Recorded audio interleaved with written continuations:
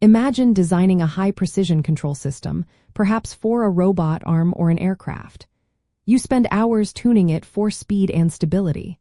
But then, you notice a small, persistent offset in its final position. What could be causing this subtle yet critical deviation from your target?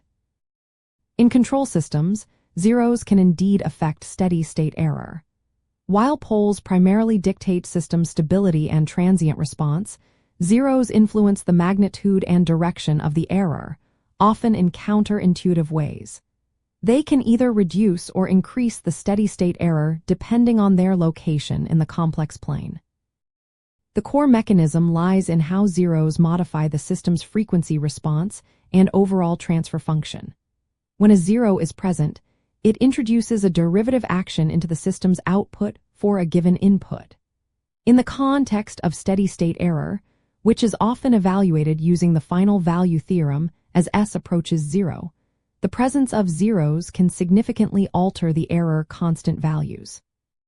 For instance, a zero near the origin, or specifically a left half-plane zero, can effectively reduce the steady-state error for certain types of inputs by increasing the system type number if it cancels a pole at the origin, or more generally by enhancing the system's ability to track the input.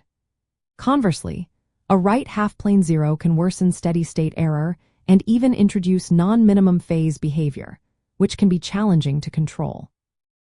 To understand their impact, engineers often use root locus plots and frequency response analysis.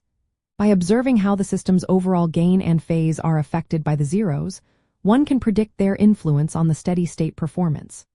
Practically, if you are struggling with persistent steady-state error, analyzing the location of your system's zeros, especially relative to its poles, can provide valuable insight into potential adjustments needed.